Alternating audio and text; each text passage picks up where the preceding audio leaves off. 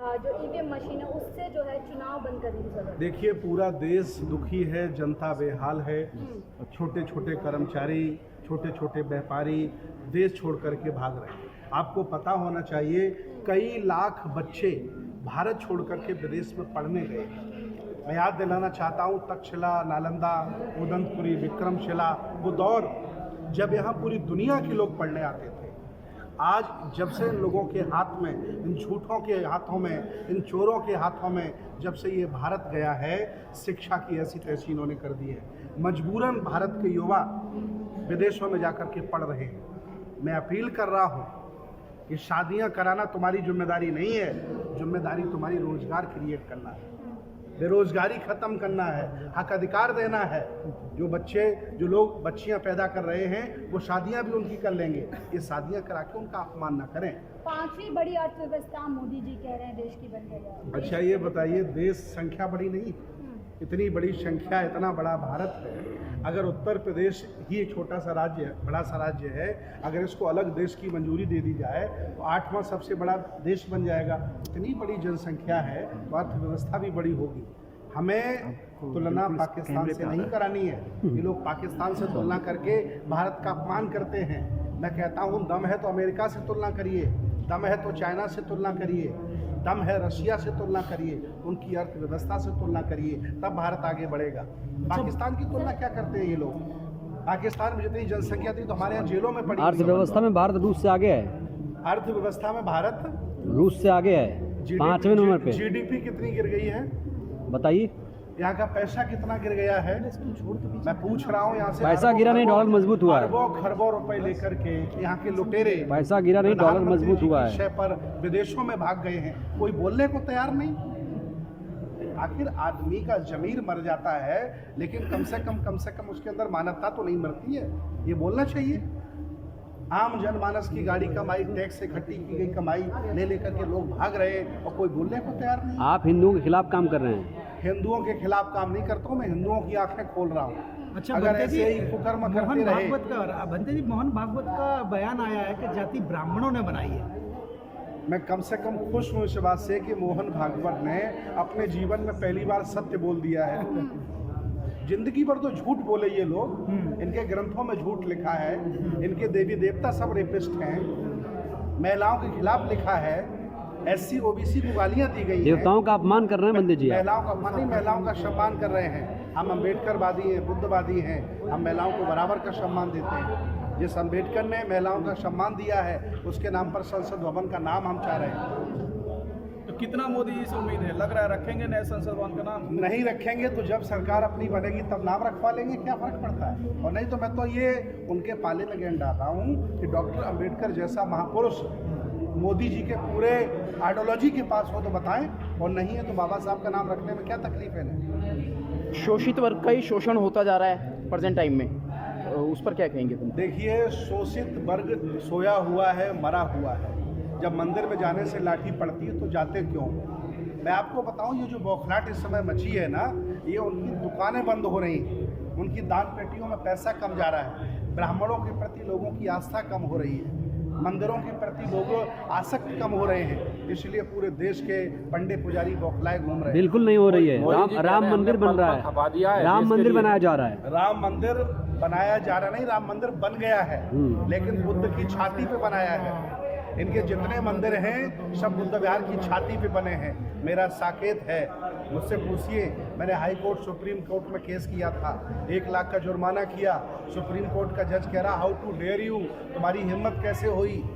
मैंने भी कहा कि जब भी कभी इतिहास लिखा जाएगा तो मेरा नाम कायरों में नहीं, बहादुरों में लिखा जाएगा। हम लड़े, मेरी जमीन पर कब्जा कर लिया इन्होंने। बीजेपी कह रही है कि सारे मस्जिद मंदिरों पे बने हैं, आप ये कह रहे हैं सारे मंदिर बौद्ध स्थल, बौद्ध स्मारक पर बने हैं। जी क्या?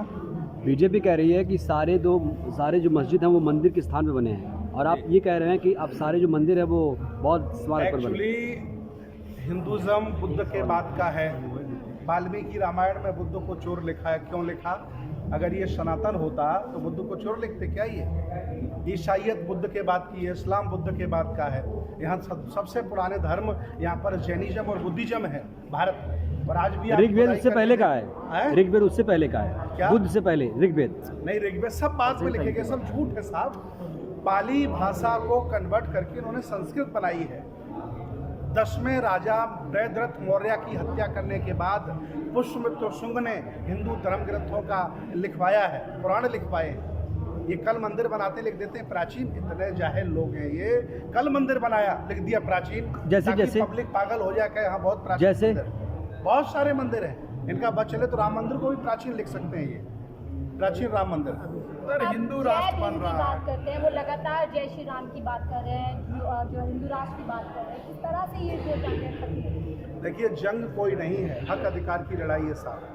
बराबरी की बात करता हूँ उनको बुरा लगता है, हिस्सेदारी की बात करता हूँ बुरा लगता है। बोलते तो है सबका साथ सबका विकास, तो यकीन क्यों नहीं बोलते? नहीं तो पूरा भारत जानता है कि वो किसका साथ देते हैं और किसका विकास करते हैं। अडानी अंबानी के अलावा भारत में किसका विकास हुआ है? आम आदमी मर रहा है, बच्चों को पढ़ाई नहीं मिल रही है। देश 1 की करोड़ जनता का सुरक्षा कवच लेके मोदी जी 1 करोड़ लोग राशन पे पल रहे हैं। इतनी बड़ी बदनामी भारत की मोदी ने कराई, इतनी दुनिया में कभी किसी ने बदनामी नहीं कराई। अमृत महोत्सव काल में संविधान कहीं कमजोर पड़ रहा है क्या?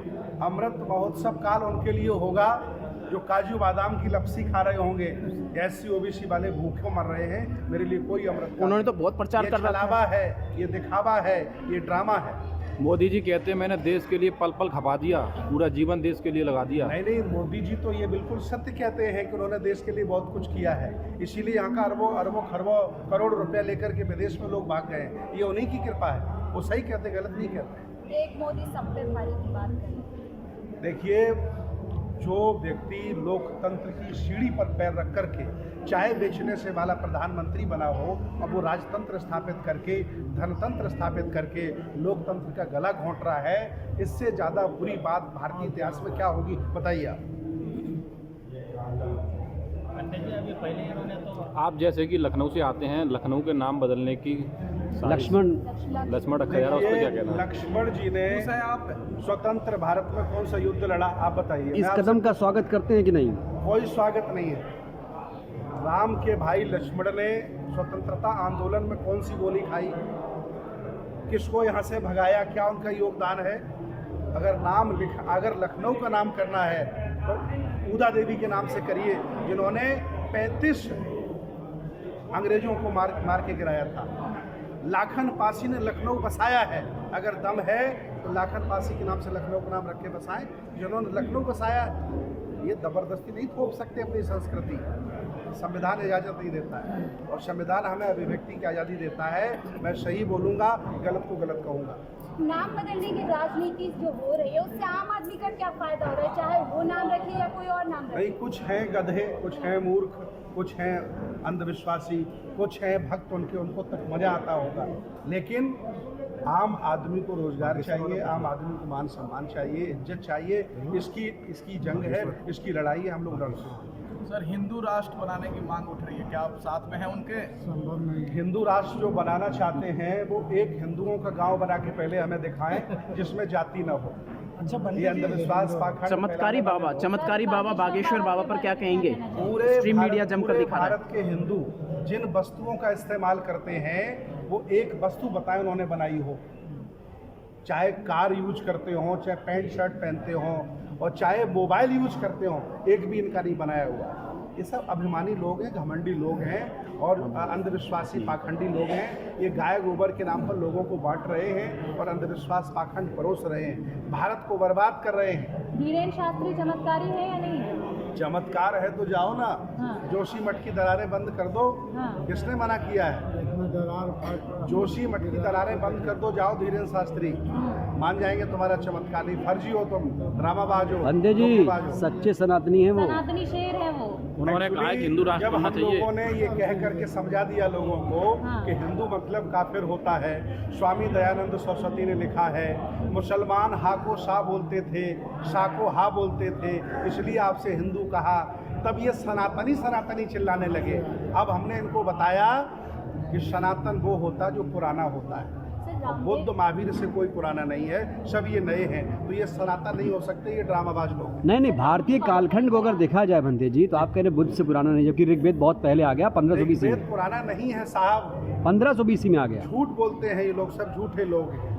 एक एक कहानी उनकी झूठी है, सब कुछ झूठा है। सर रामदेव बाबा का एक बयान आ रहा है, कह रहे हैं कि मुस्लिमों के 5 बार नमाज पढ़ो, उसके बाद जो मन में आए वो करो। उस पर क्या कहना चाहिए? बाबा रामदेव ने एक बार शनि पर अपना बयान दिया था कि शनि सूर्य के पास रहता है, लोगों के ऊपर चढ़ कैसे जाता है।